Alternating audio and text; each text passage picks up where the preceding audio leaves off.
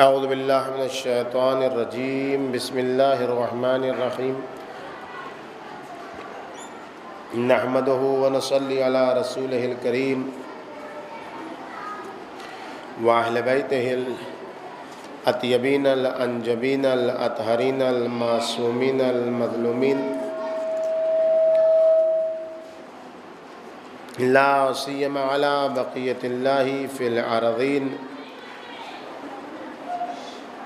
ولعنۃ اللہ علی اعدائہم اجمعین من الآن الی قیام یوم الدین اما بعد فقد قال رسول اللہ صلی اللہ علیہ وآلہ وسلم وقروا کبارکم وارحموا صغارکم۔ ماہ مبارک رمضان کی ابتدا میں پیغمبر اکرم نے جو خطبہ دیا تھا عظمت و برکت ماہ مبارک رمضان کے سلسلے میں، اس میں کا ایک جملہ یہ تھا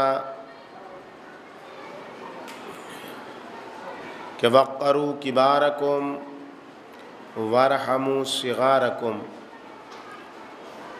اس مہینے میں اپنے بزرگوں کا احترام اور اپنے بچوں کے ساتھ رحم دلی اور ہمدردی کا سلوک کرو۔ ماہ رمضان اور تربیت اولاد کے سلسلے میں اسی جملہ شریفہ کے ذیل میں جو گفتگو آپ کے سامنے پیش کی جا رہی ہے، اس میں اب تک کی گفتگو میں نے آپ کی خدمت میں عرض کیا کہ اس وقت تک معاشرے میں بچے بہترین بچے کی صورت میں سامنے نہیں آ سکتے ہیں جب تک بچوں کے گھر کا ماحول، گھر کی فضا محبت، عطوفت، رحمت، پیار اور ہمدردی کی فضا نہ ہو۔ جب ہمارے گھر کا ماحول محبت و عطوفت کا ماحول ہوگا، ہمارے گھر کی فضا محبت و عطوفت و رحمت و رأفت کی فضا ہوگی، تو اس میں پلنے والے بچے بھی جو تربیت پائیں گے وہ آئیڈیل بچے ہوں گے۔ کیسے گھر کے ماحول کو محبت بھرا ماحول بنایا جائے، کیسے گھر کی فضا کو محبت بھری فضا بنائی جائے، اب تک کی گفتگو میں اس کو میں نے آپ کے سامنے پیش کیا۔ آج سے جو گفتگو آپ کے سامنے آئندہ چند دنوں میں جو پیش کرنی ہے، وہ گزشتہ گفتگو سے مدد حاصل کرتے ہوئے اسی حقیقت کی طرف متوجہ کرنا ہے کہ اگر معاشرے کو اچھے بچے، پیارے بچے، آئیڈیل بچے، قوم و ملت کی قسمت اور تقدیر بنانے والے بچے، ملک و سماج کی تقدیر بدلنے والے بچے بنا کر پیش کرنا ہے، تو بچوں کے ساتھ ایسا سلوک کیا جائے جو ان کی ترقی کا سبب قرار پائے، جو ان کے آگے بڑھنے کا سبب قرار پائے۔ پیغمبر اکرم کی حدیث شریف، پیغمبر اکرم کی روش کو انس بن مالک بیان فرماتے ہوئے کہتے ہیں کہ التلطف بالصبیان من عادت الرسول۔ پیغمبر اکرم کی عادت یہ تھی کہ بچوں سے محبت و لطف و پیار سے پیش آتے تھے۔ جناب موسیٰ نے خدا سے دریافت کیا، موسیٰ جیسے نبی جن کو خدا نے کلیم اللہ کے لقب سے یاد کیا ہے، وہ موسیٰ جو خدا کے برگزیدہ بندے ہیں، وہ موسیٰ جو 9 آیتوں والے نبی ہیں، وہ موسیٰ جو صاحب ید بیضا ہیں، وہ موسیٰ جو کلیم اللہ ہیں، وہ خدا سے پوچھتے ہیں یا رب ای الاعمال افضل عندک، اے میرے مالک، اے میرے اللہ، تیرے نزدیک سب سے افضل عمل کون سا ہے، سب سے برترین عمل کون ہے؟ ای الاعمال افضل عندک، معبودہ، مالک، تیری نگاہ میں با فضیلت ترین، برترین، بہترین مرکز فضیلت عمل کون سا عمل ہے؟ جواب آیا فقالا حب الاطفال، میرے نزدیک بہترین عمل بچوں سے محبت کرنا ہے۔ فَإِنَّ فِطْرَتَهُمْ عَلَىٰ تَوْحِيدِي، بچوں سے محبت کیوں میرے نزدیک سب سے بہترین عمل ہے؟ بچوں سے پیار ہمیں کیوں بہترین عمل لگتا ہے؟ فَإِنَّ فِطْرَتَهُمْ عَلَىٰ تَوْحِيدِي، کیونکہ بچوں کی فطرت، بچوں کی خوبو، بچوں کی عادت، بچوں کا نیچر میری توحید پر واقع ہے۔ بچے میری توحید پر استوار ہیں۔ بچے وہ اولیاء الہی ہیں کہ جن کی قدر آج تک ہم نہیں جان سکے۔ اولیاء الہی کے درجے تک پہنچنے کا آخری درجہ یہ ہے کہ انسان کا دل ہر آلائش، ہر برائی، ہر خرابی، ہر نجاست سے پاک ہو۔ یہ اولیاء الہی کا آخری درجہ ہے کہ اولیاء کے دل سے سب سے آخر میں جو برائی باہر نکلتی ہے وہ حب شہرت ہے۔ سب کچھ سے اولیاء الہی ہاتھ کھینچ لیتے ہیں، لیکن شہرت کا جذبہ، اپنے آپ کو چھپانے کی صفت بہت دیر میں پیدا ہوتی ہے۔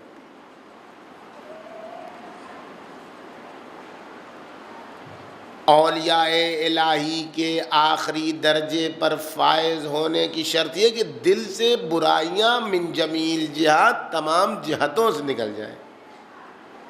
بزرگ اولیاء الہی فرماتے جو انسان اپنی پوری زندگی خرچ کر کے اس درجے تک پہنچتا ہے کہ ولی اللہ کہلاتا ہے، وہ ولی اللہ ہی اس بچے میں پائی جاتی ہے کہ جس کا دل ابھی بالکل صاف ہے، جس کا دل ہر برائیوں سے پاک ہے، جس کا دل ہر خطا سے پاک ہے۔ یہ ایک ولی خدا ہے جس کی ہم قدر نہیں کرتے، جس کی ہم عظمت سے واقف نہیں ہیں کہ یہ کیسا ہے۔ اس بچے کی طرف دیکھنا محبت آمیز آنکھوں سے خدا کو کتنا بھاتا ہے، اس سے پیار، اس سے عطوفت،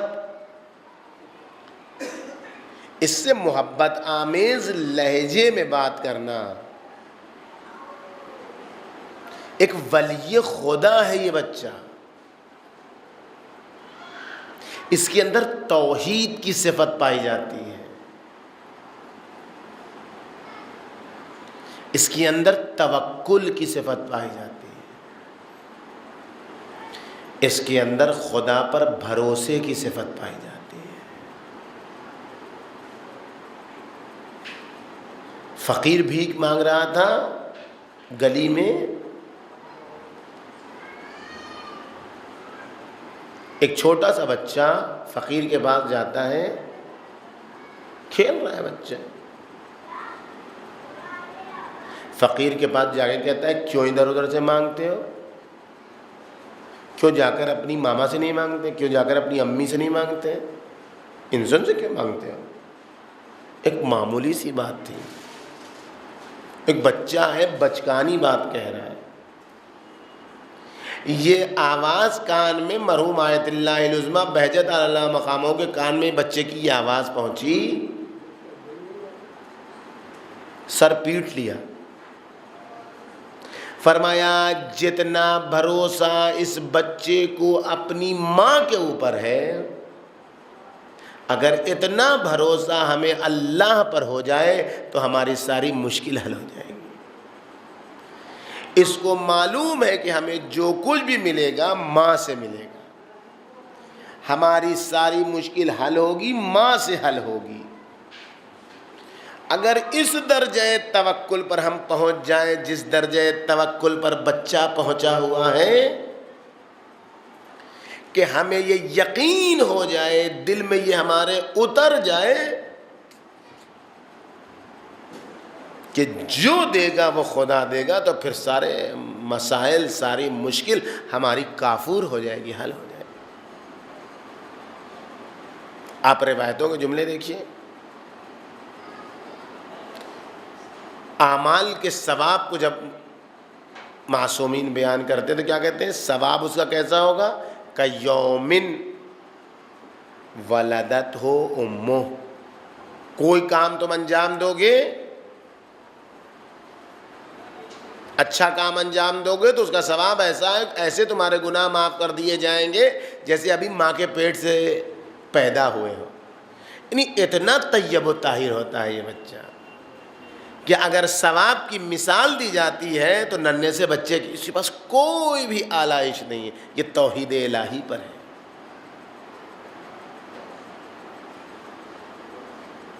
مومن کو پیغمبر اکرم گوسفند کی تشبیہ دیتے ہیں، گوسفند بکری، فرماتے ہیں پیغمبر اکرم ارتعوا فی ریاض الجنہ،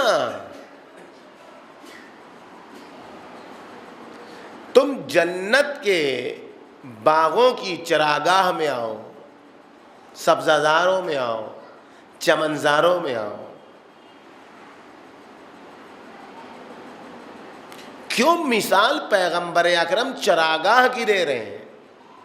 مرتعا، ارتعو، گوسفند کی مثال کیوں؟ او باغ بہشت میں، چمنزار بہشت میں جو سبزہ زار ہیں ان کو اپنے وجود کا حصہ بناؤ، جیسے گوسفند جب چراگاہ میں پہنچتی ہے تو ہر جگہ منہ ڈالتی ہے، کوئی جگہ چھوڑتی نہیں۔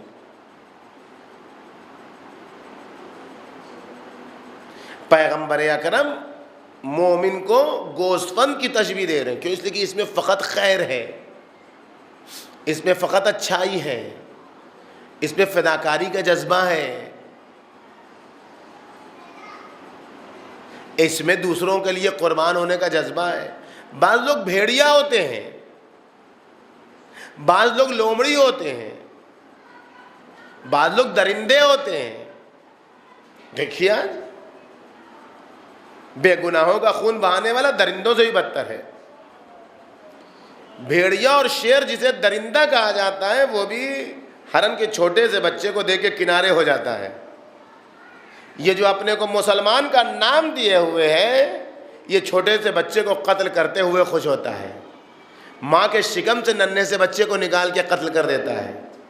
یہ کون ہے؟ یہ بھیڑیے سے بھی بدتر ہے۔ اس کو جانور کہا بھی جائے تو کل جانور فریاد کرے گا کہ مجھے کیوں اس سے تشبیہ دی۔ اس کو بچوں پر رحم نہ آئے، وہ مسلمان کیا انسان بھی نہیں ہے۔ یہ ماہ رمضان کے زمانے میں اس طریقے سے خون و قرابہ مقدس مقامات پر، اس طریقے سے ناموس کی بے حرمتی، اس طریقے سے مبارک مہینے کی بے حرمتی، اور اس کے بعد کہنا ہم مسلمان ہیں، ہم خلافت قائم کریں گے۔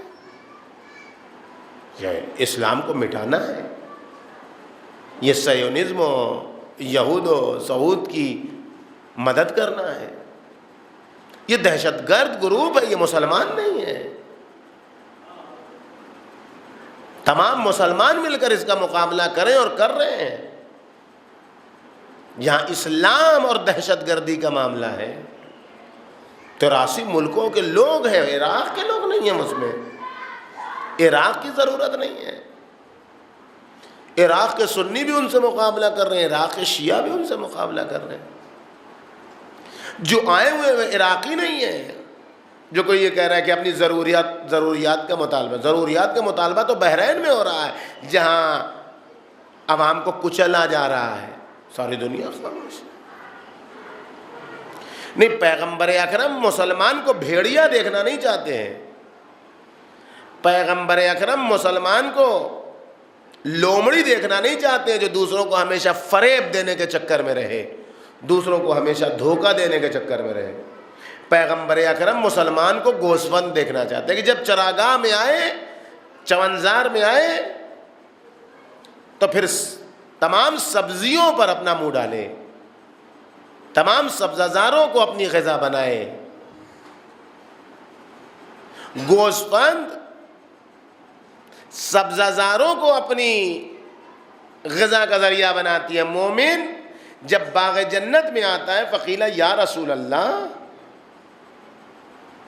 وما ریاض الجنہ، ہم تو ابھی جنت میں گئے نہیں، ہم تو اسی دنیا میں بیٹھے ہوئے، آپ کہہ رہے ہیں جنت کے باغوں میں آؤ اور اپنی چراگاہ بناؤ، چمنزار جنت میں آؤ، باغ جنت میں آؤ، سبزہ زار جنت میں آؤ۔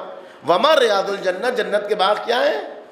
فرمایا مجالس الذکر، جہاں خدا کی یاد آتی ہو، وہ مومن کے لیے جنت کا باغ ہے۔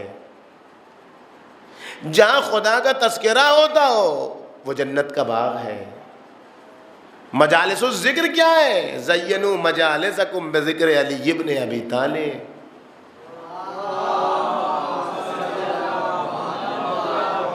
اپنی بزم کو علی کے ذکر سے زینت دو۔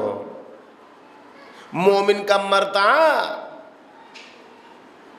مومن کے لیے جنت کا باغ ذکر خدا ہے، ذکر علی ہے۔ انا ذکرہ ذکری و ذکری ذکر اللہ و ذکر اللہ عبادہ، علی کا تذکرہ زندگی میں اتر آئے، فقط زبان پر نہ رہے۔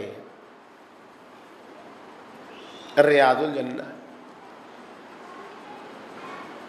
جانور جب مرتقے میں جاتا ہے، چراگاہ میں جاتا ہے، تو وہ حاصل کرنے سے، وہ غذا انٹیک کرنے سے، لینے سے پرہیز ہی نہیں کرتا ہے، کھایا جاتا ہے، لیے جاتا ہے، لیے جاتا ہے، لیے جاتا ہے، لیکن سب کو ایک بار نظام ہاضمے کے حوالے نہیں کرتا ہے۔ جانور لے کے، سبزہ زار، گوسفند کبھی بھی ایک بار سب ہاضمے کے سسٹم کے حوالے نہیں کرتا، ایک جگہ اس کو رکھتا ہے۔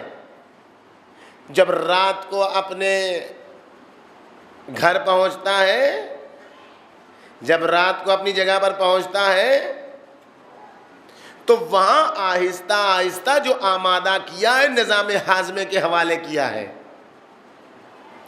اور آہستہ آہستہ ہضم کرتا ہے اس سبزہ زار سے حاصل کی ہوئی چیزوں کو۔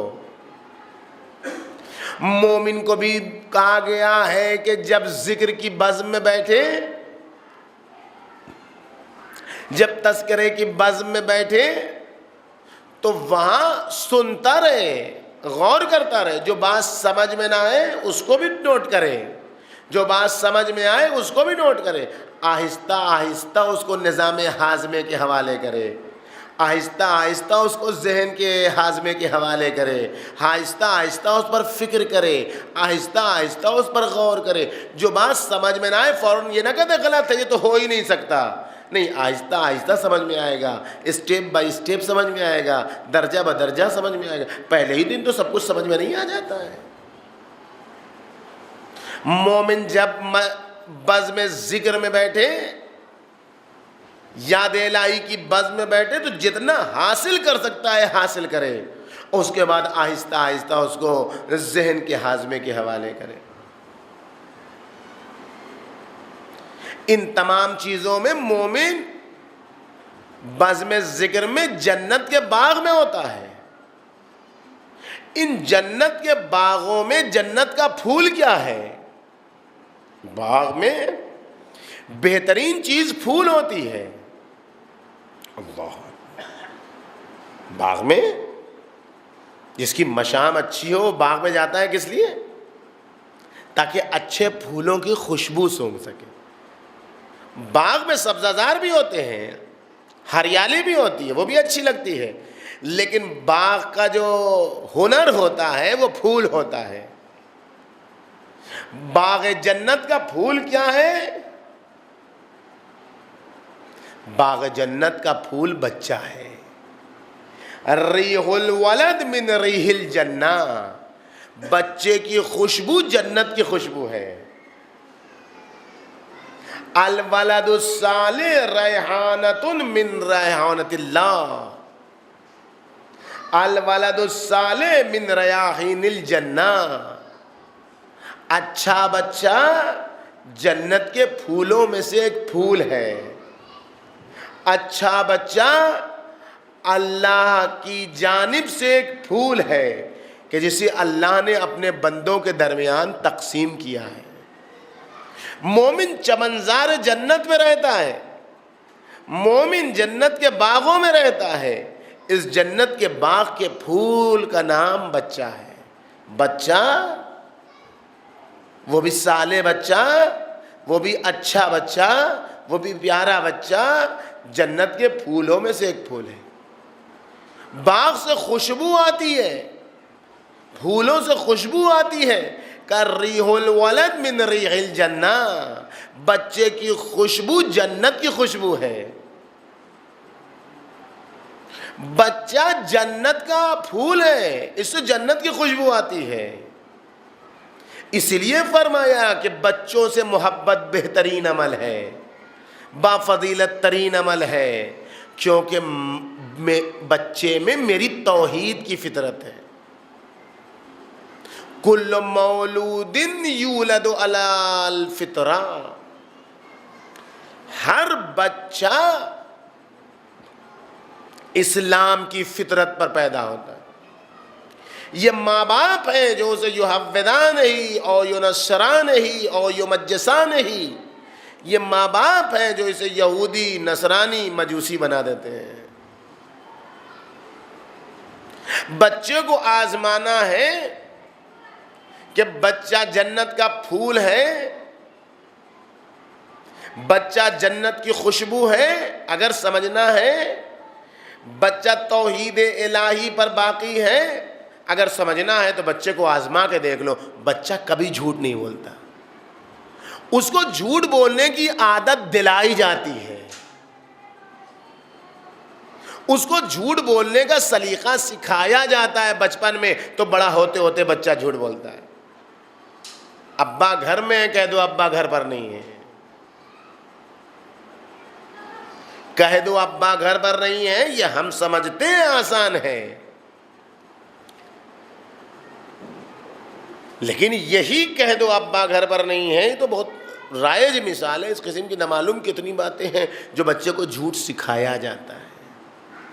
تو آہستہ آہستہ بچہ توحید کی فطرت سے باہر نکل آتا ہے، پھر وہ بڑے جھوٹ بولتا ہے.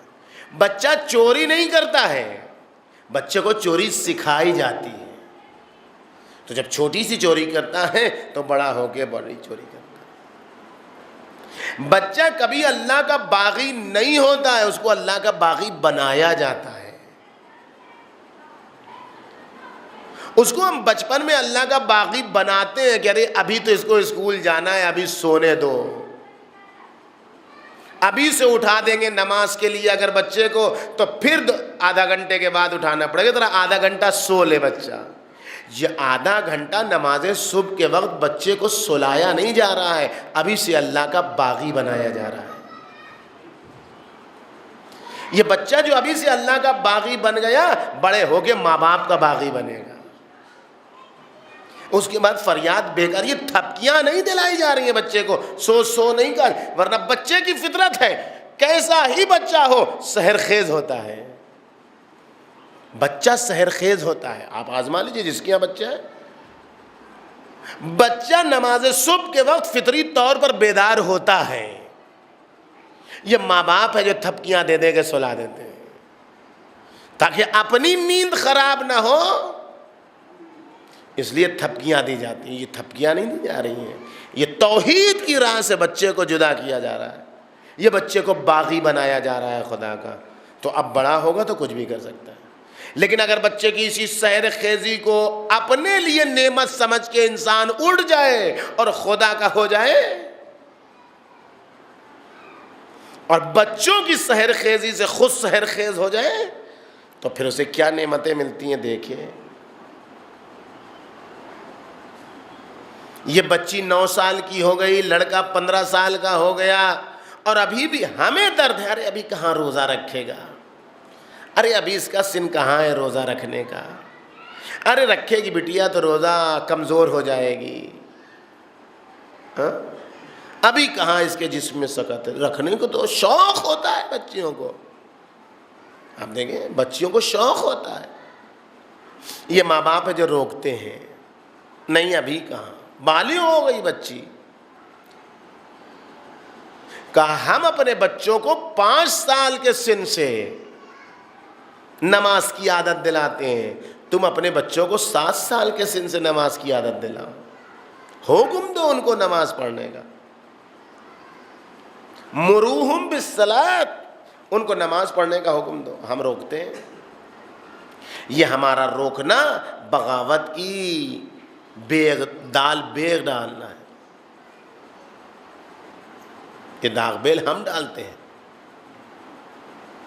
بچے فطری طور پر توحید کے پرستار ہوتے ہیں، یہ میری توحید پر ہیں ان کی فطرت، اس لیے اگر یہ بچپن میں دنیا سے گزر گئے تو ہم انہیں جنت میں نہیں، ادخلتہم برحمتی جنتی، ہم جنت میں انہیں نہیں داخل کریں گے بلکہ اپنی جنت میں داخل کریں گے۔ سارا رول جنتی کا ہے۔ جب انسان نفس مطمئنہ پر پہنچ جاتا ہے تب قرآن آواز دے رہا ہے فادخلی فی جنتی، وہاں نفس مطمئنہ پر پہنچ کے آواز آ رہی ہے قرآن کی کہ میری جنت میں داخل ہو جاؤ۔ یہاں بچے کو خدا کہہ رہا ہے کہ اسے ہم اپنی جنت میں داخل کریں، ولی یہ خدا ہے بچہ۔ دنیا کے تمام بچے پھول ہیں اپنے ماں باپ کے لیے، حسن و حسین کس کے لیے پھول ہیں؟ الحسن والحسین ہما ریحانتایا فی الدنیا والآخرہ، دنیا کے سارے بچے دنیا میں باغ جنت کے پھول ہیں، حسن و حسین دنیا میں بھی آخرت میں بھی رسول خدا کے پھول ہیں۔ یہ کون سی ریحان ہے، یہ کون سا پھول ہے؟ جب ہم زوجہ کو پھول سمجھیں گے، المرأۃ ریحانۃ، جو گزشتہ درس میں آپ کے سامنے ہے کہ عورت پھول ہے، تو پھر بچے کو بھی ہم پھول سمجھیں گے۔ یہ بچپن میں کام کرنے والے بچے، یہ ننھے ننھے بچے لے کر سڑک پر گھومنے والی بچیاں، ہاتھ پھیلا کے مانگنے والی بچیاں اور بچے، ان کو کس نے اس ڈھرے پر لگایا؟ کس معاشرے نے ان کا بچپنا چھینا؟ کس سماج نے ان کا یہ بچپنا چھینا؟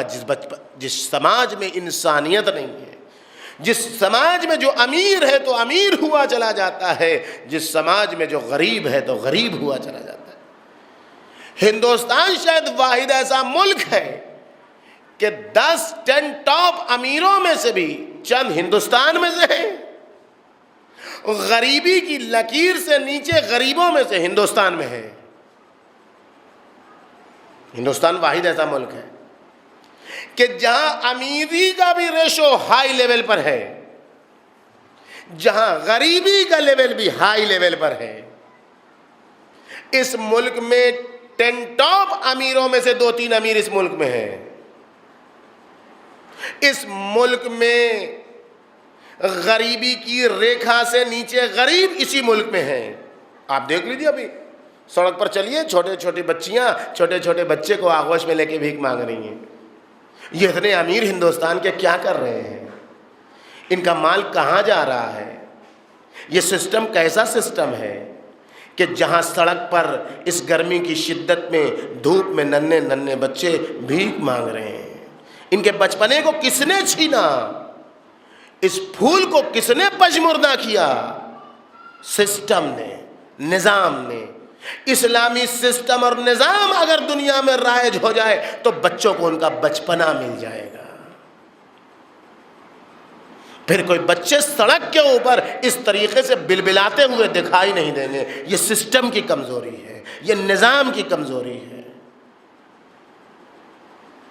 زبان سے کہنے سے مسئلہ حل نہیں ہوتا، میدان عمل میں دین کو اتارنے کی ضرورت ہے۔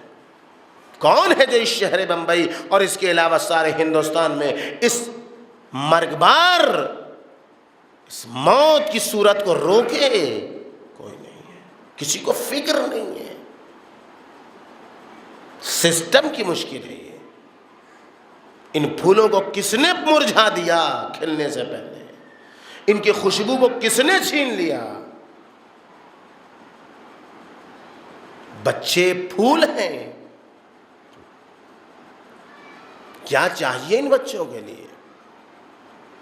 کہ جب بچے کی ولادت ہو، اس کا تالو صاف کرنا ہو تو سب سے پہلے فرات کے پانی سے اس کی تہنیک کرو، تربت کربلا سے، خاک کربلا سے، تربت امام حسین سے اس کے تالو کو جدا کرو۔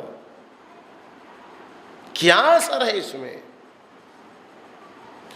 کیوں پیدا ہو بچہ تو اذان دو، اقامت کہو؟ اثر ہے اس کا فطرت انسانی پر۔ کیوں اتنی اہمیت ہے دودھ پلانے کی؟ دیکھو، دودھ پلانے والی عورت کبھی بھی یہودی نہ ہو۔ اگر ماں کا دودھ خشک ہو جائے، دودھ نہ آ رہا ہو، تو اگر کسی دایا سے، کسی سے دودھ پلانا ہے تو دیکھو دیندار ہو، دیکھو لاؤبالی نہ ہو۔ یہ پیکٹ کا دودھ، یہ ڈبے کا دودھ اپنی فٹنس کو برقرار رکھنے کے لیے، میری فٹنس کہاں جائے گی؟ کیا ہوگا ایسے بچوں کا؟ اثر ہوتا ہے۔ ایک ستارہ پرست مسلمان ہو جاتا ہے۔ عراق کا واقعہ ہے، دونوں واقعہ عراق کا ہے، ایک عراق کا ایک ایران کا۔ سابئی ستارہ پرست عراق میں آتا ہے، مسلمان ہو جاتا ہے، شیعہ ہو جاتا ہے۔ تعجب کی بات نہیں ہے تو اور کیا ہے؟ اس کی ماں سے پوچھا گیا یہ کیا ہو گیا، اس میں تبدیلی کیسے آ گئی؟ کہا ہمیں نہیں پتا، جب یہ پیدا ہوا تھا تو ہم لے جا رہے تھے اسے اپنے مذہب کے قانون کے مطابق اس کی بچپنے کی رسم انجام دینے کے لیے، نہیں ملا مذہبی عالم، تو گزر رہے تھے تو ایک شیعہ عالم مل گیا۔ میں نے کہا ہمارا تو کوئی نہیں ملا، تمہیں کو جو کرنا ہے اس بچوں کے ساتھ کر دو۔ اس نے کیا کیا؟ اس نے اذان دی تھی، اقامت دی تھی۔ اس کا اثر کان میں جوان ہو کر اسلام مکتب اہل بیت کی طرف منتقل کر دیا۔ یہ ہے بچپنے کا اثر، یہ پھول۔ اور ادھر عالم دین کا بیٹا شیخ فضل اللہ نوری کا بیٹا، مشروطہ کے زمانے میں بزرگ عالم دین، ان میں جن کی قبر موجود ہے حرم حضرت معصومہ، شیخ بہت بزرگ عالم دین، جو اس کے مخالف تھے کہ مشروطہ کیا ہوتا ہے، پورا سسٹم عالم کے ہاتھ میں، دین کے ہاتھ میں ہو۔ یہ کیا کہ بادشاہ رہے اور عالم دین اس کی نظارت کرے؟ نہیں، بادشاہ نہیں، پوری حکومت کا سسٹم عالم دین کے ہاتھ میں ہونا چاہیے، اس نظریہ خیال تھے۔ ان کی پھانسی کا حکم لگا دیا گیا حکومت وقت کی طرف سے۔ المیہ دیکھیں آپ، کتنا ٹوئسٹ کیا گیا، کتنا کچلا گیا اسلام کی چھوی کو، اسلام کی صورت کو، اسلام کی شکل کو، کہ ایسے عالم دین کو قتل کیا جا رہا ہے، لوگ تماشا دیکھنے آ رہے ہیں۔ دین کا درد سب میں تھا لیکن اظہار کرنے کی صلاحیت نہیں تھی۔ دین کا درد کافی نہیں ہے، درد کے اظہار کی ضرورت ہے، اور وہ بھی اظہار کی ضرورت نہیں وقت پر اظہار کی ضرورت. 72 وہ تھے جنہوں نے وقت پر درد کا اظہار کیا. تو امام زمانہ کے سلام میں آ گئے. ان 72 کے بعد توابین نے جنگ کی. امام زمانہ کے سلام میں نہیں آئے. انہوں نے بھی درد کا اظہار کیا. توابین نے, انہوں نے بھی مقابلہ کیا قاتلین امام حسین سے. سلیمان ابن سرد خزائی اور دوسرے لوگ سب آئے میدان میں, لڑے, مقابلہ کیا قاتلین امام حسین سے. لیکن شاید صحیح سے کسی کو معلوم بھی نہ ہو کہ کون تھے یہ لوگ. شاید تاریخ میں سب کو نام بھی یاد نہ ہو ان کا. کیوں؟ کربلا کے علی اصغر کا نام کیوں یاد ہے اتنے چھوٹے سے کا؟ اتنے بوڑھے مسلم ابن اوسجا کا نام کیوں یاد ہے؟ ہر ایک کی زبان پر ہے. چھوٹے سے چھوٹے کا, بوڑھے سے بوڑھے کا, جوان سے جوان کا, سب کو نام کیوں یاد ہے؟ اس لیے کہ ان کے اندر درد تھا, اظہار درد کیا, وقت پر اظہار درد کیا, وقت کو پہچانا. توابین کے یہاں درد تھا, اظہار درد کیا, لیکن وقت گزرنے کے بعد. یہی فرق ہے. وقت شناس ہونا چاہیے انسان کو. اگر وقت شناس نہیں ہے تو پھر مشکل ہے. شیخ فضل اللہ نوری کی شہادت ہو رہی, لوگ تالیاں بجا رہے ہیں. بعد میں لوگوں کو افسوس ہوا کہ یہ کیا ہوگا. ان تالیاں بجانے والوں میں سے ایک ان کا بیٹا بھی تھا. اولاد کی تربیت, بچپنا اگر برباد ہوتا ہے تو اولاد ایسی نکلتی ہے کہ نمائندہ امام زمان قتل ہو رہا ہے, لوگ تالیاں بجا رہے ہیں. تالیاں بجا رہے ہیں, تعجب کی بات نہیں ہے. پھانسی دی جا رہی ہے عالم دین کو, بیٹا تماشائیوں میں کھڑا تالیاں بجا رہا ہے باپ کی شہادت پر. باعث تعجب نہیں ہے. اسی اثنا میں شہید ہوتے وقت, پھانسی دیتے وقت کسی نے پوچھا شیخ فضل اللہ نوری سے کہ یہ کیسی تربیت کی اتنے بڑے عالم دین ہو کر آپ نے اپنے بیٹے کی, کہ وہ آپ کی شہادت کے اوپر تالیاں بجا رہا ہے. بچوں کی تربیت کھیل نہیں ہے. شاید بچہ آسانی سے پیدا ہو جائے, وہ بھی آسانی سے نہیں دنیا میں آتا ہے, ہزار زحمتیں ہیں. جب بچہ باپ بنے گا, جب بچی ماں بنے گی, تب سمجھ میں آئے گا کیا زحمتیں ہوتی ہیں. ابھی نہیں سمجھ میں آئے. پوچھا گیا عالم دین سے تعجب سے کہ ارے کیا ہے آپ کا بیٹا, اور اس طریقے سے آپ کی شہادت پر تالیاں بجا رہے. کہا ہاں اس کو ایسا ہی کرنا چاہیے. کہا کیوں, کیا خامی ہے؟ کہا خامی کچھ نہیں, اس کی ماں کا دودھ خشک ہو گیا تھا جب یہ پیدا ہوا تھا,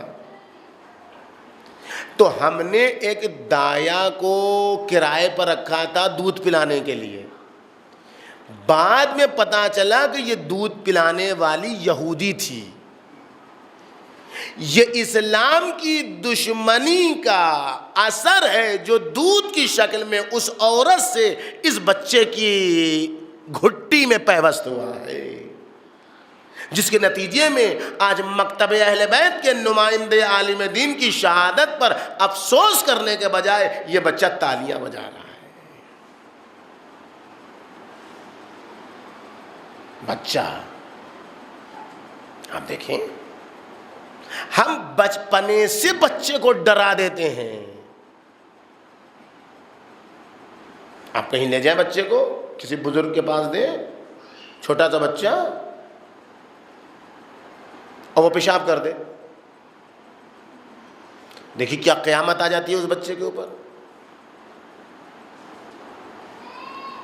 وہیں پر ڈانٹنے لگتے ہیں اس بچے کو. اس کو کیا سمجھ میں آ رہا ہے؟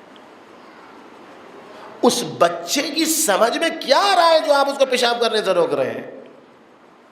اضطراب پیدا ہوگا اس کے وجود میں, خوف زدہ ہوگا.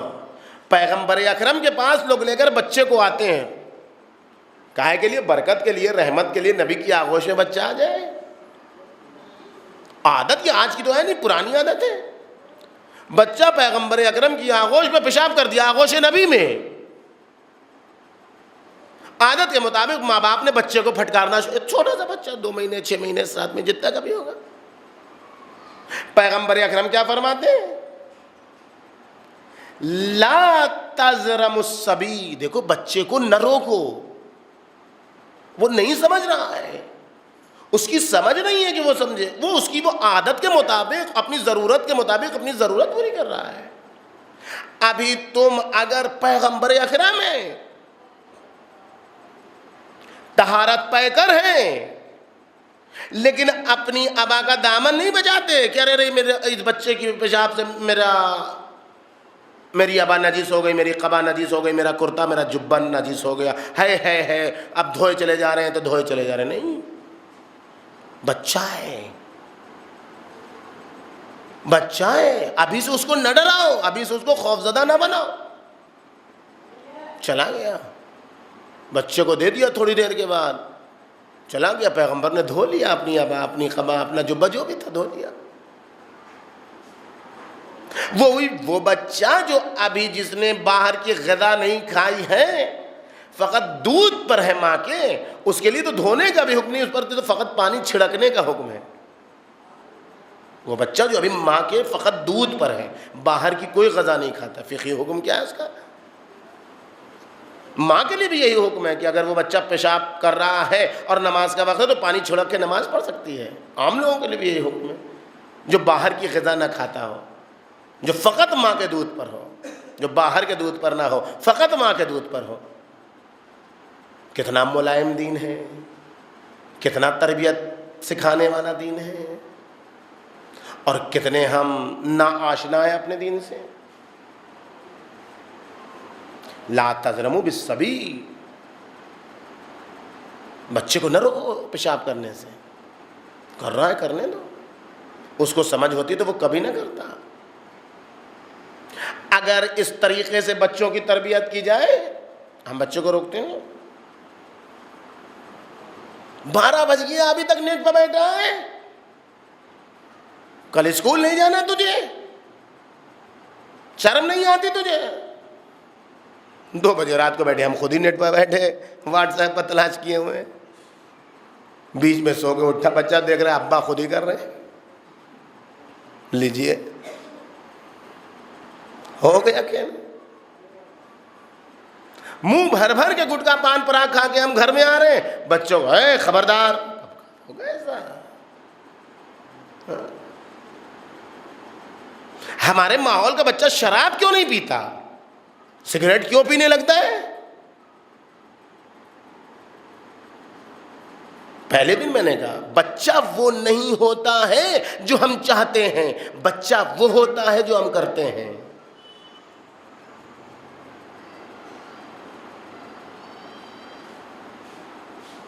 ایک عورت پیغمبر اکرم کے پاس لے کر آئی کہ نبی اللہ یہ خرما بہت کھاتا ہے. بعض لوگ شہد کہتے ہیں، بعض لوگ خرما. واقعہ سننا ہوگا نا، بہت آسان، بہت بار سنا ہوگا واقعہ. خرما بہت کھاتا نبی اللہ. کل لے جو 2-3 دن کے بعد آنا. ہاں 2-3 دن کے بعد جب لے کے آئے تو پیغمبر اکرم نے کہا بیٹا خرما زیادہ نہ کھایا کرو، تمہارے دانت کے لیے نقصان دہ ہے، تمہارے لیے فلاں ہے، تمہارے لیے فلاں ہے، ایسے ویسے. اور اس عورت نے کہا نبی اللہ یہ بات آپ پہلے دن بھی کہہ سکتے تھے، 3 دن کی کیا ضرورت تھی؟ کہ مشکل کچھ بھی نہیں تھی، مشکل یہ تھی کہ میں نے اس وقت خرما کھایا تھا، لہذا میں اگر اس کو تنبیہ کرتا تو میری بات میں اثر نہیں ہوتا. 3 دن تک میں نے خرما کھانا چھوڑ دیا، تب اس سے کہہ رہا ہوں کہ بیٹا پرہیز کرو، زیادہ نہ کھایا کرو. حلال چیز کو ترک کرنا پڑے گا اگر بچوں کی تربیت کرنا ہے. خود سگریٹ پیے جا رہے ہیں، بچوں کو نہ پیو. خود پکار پان پراگ نہ معلوم کیا کیا کھائے جا رہے ہیں، بچوں کو نہ دیکھو کھاؤ. خود 2:30 بجے رات تک جو واٹس ایپ اور قضائی فیس بک اور ادھر ادھر بیٹھے ہوئے ہیں اور بچوں سے کہہ رہے ہیں نہ دیکھو. نہیں ہوگا. بلکہ اگر بچہ پالنا ہے تو خود بچہ بننا پڑے گا. من کانا عندہ صبی فلیصاب لہ من لا یحضر الفقیہ جلد 3 صفحہ 483. جس کے پاس بچے ہیں اس کو بچے جیسا بننا پڑے گا. تاکہ کیوں بچے ہمارے گھر سے فرار کرتے ہیں؟ اس لیے کہ انہیں لگتا ہے کہ ہمارے سن و سال کا تو کوئی ہے ہی نہیں، تو ہم جولی تلاش کرتے ہیں، چاہے چھوٹا بچہ ہو چاہے بڑا بچہ. بچہ ہم جولی تلاش کرتا ہے. کیوں کہا جاتا ہے کہ ایک بچے کے بعد دوسرا بچہ جلدی ہو جائے، پھر فاصلہ ہو تو ہو؟ کیوں کہا؟ تاکہ بچے کو ہم جولی مل جائے. بچے کو جب اس کے سن و سال کے لوگ مل جاتے ہیں تو اس میں بچہ پرورش پاتا ہے. معصوم کہتے ہیں یہ ضرورت نہیں ہے، بچہ ہونا تو کثرت اولاد تو اپنی جگہ، اگر نہیں بھی ایک کے بعد دوسرا بچہ فوراً شریف فاصلے پر، تو تم خود بچے بن جاؤ. اس کی ذہنیت کو پرکھو، بچہ کیا چاہتا ہے،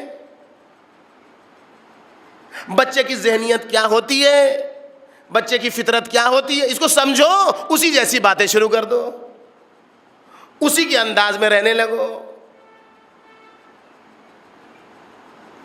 مسجد میں لے کے بچے کو نا نماز پڑھنا ہے، بچے کو ہٹا دو، آگے بچہ آ جائے گا نماز خراب ہو جائے گی. یہ ساری باتیں ہم سمجھتے ہیں، رسول اللہ نہیں سمجھتے تھے. یہ ساری باتیں ہم سمجھتے ہیں، سیدہ مرضیہ نہیں سمجھتی تھی. وہ بچے کو مسجد میں بھیج رہی ہیں، جاؤ دیکھو نانا کیا کہہ رہے ہیں. وہ ننھے سے بچے ہیں، وہ ان کے پیٹھ پر سوار ہوئے جا رہے ہیں. ان کو نہیں سمجھ میں آتا ہے کہ فاطمہ زہرا کو منع کرتے ہوئے نماز میں خلل ہوتا ہے، بچے کو نہ بھیجنا. یہ تو نماز ہی نہیں پڑھنے دے گا، تسبیح اٹھا لے گا، سجدہ گاہ اٹھا لے گا، بھگاؤ اس کو یہاں سے. تربیت کیسے ہوگی نماز کی بچے کی؟ وہ امامت کی بحث چھوڑیے، وہ ساری چیزیں چھوڑیے، وہ سب کچھ چھوڑیے. اس کے حوالے سے دیکھیے، تربیت کے حوالے سے بچے کو تکلیف نہ پہنچے، سجدہ طولانی ہو جائے تو ہو جائے. بچے کو تکلیف نہ پہنچے ولو خطبے کو قط کرنا پڑے. ایک بچے کو عنوان سے دیکھیے، بچپنے میں پاؤں الجھتا ہے، خطبہ قط کر کے آ جاتے ہیں نیچے، بچے کو اٹھا لیتے ہیں. نماز پڑھتے پڑھتے پیغمبر اکرم ظہر کی نماز پڑھ رہے، 2 رکعت نماز پڑھی، دوسری 2 رکعت جلدی جلدی پڑھا کے تمام. اصحاب کو فکر ہو گئی، خیریت تو رسول اللہ نے 2 رکعت نماز اتنی جلدی جلدی کیسے پڑھا دی؟ لمبی نماز پڑھنے والے اصحاب خدا کی بارگاہ میں رسول اللہ پر اعتراض، ہے نبی اللہ خیریت تو ہے، کیا ہو گیا؟ کوئی ایسا واقعہ تو ہو گیا جس کے لیے آپ نے نماز جلدی سمیٹ دی؟ کیا فرماتے ہیں نبی خدا؟ کیوں نماز آپ نے جلدی ختم کر دی نبی؟ اما سمعتم صراخ الصبی، کیا تم نہیں سن رہے تھے کہ وہ عورت جو بچہ لے کے آئی تھی اس کا بچہ چیخ مار کے رو رہا تھا؟ اگر میں دیر تک نماز پڑھتا تو بچہ زیادہ چلاتا. اللہ اکبر، یہ بچپنا ہے. بچے کی رعایت کرو تو وہ معاشرے میں، سماج میں کامیاب بچہ بنے گا. اب بات تو لمبی ہو جائے گی، بہت زیادہ گزر گیا. ایک صلوات بھیجیے پر محمد و آل محمد.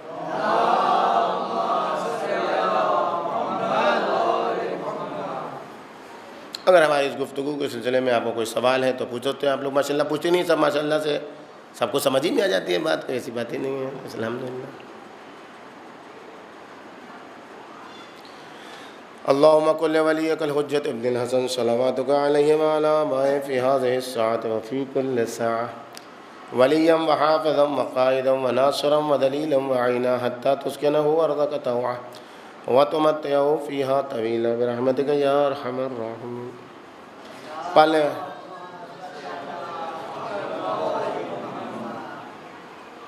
کہا کہ بآواز بلند صلوات بھیجنے سے نفاق دور ہوتا ہے.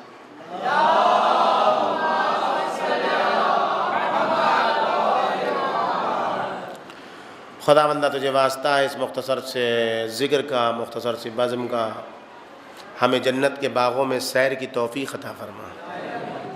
مالک تجھے واسطہ ہے اس مختصر سی عبادت کا، ہمیں جنت کے باغوں کی سیر سے بہرہ مند ہونے کی توفیق عطا فرما۔